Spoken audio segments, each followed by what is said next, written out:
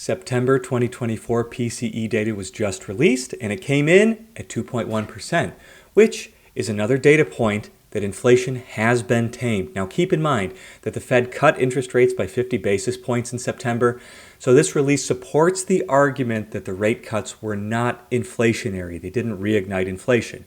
Now this isn't the only good economic news that was released this week. On Wednesday, which was the 30th of October, real GDP for Q3 2024 was released and it came in at a stout 2.8%. Now an interesting headwind to GDP growth was an increase in imports, which lowered GDP by about 1.5 points. I mentioned inflation, GDP, and imports together because they're somewhat interrelated, and I think a future Fed decision is going to impact them. The Fed is almost certainly going to cut interest rates by another 25 basis points when the Open Market Committee meets on November 7th, which could change the story on imports going forward.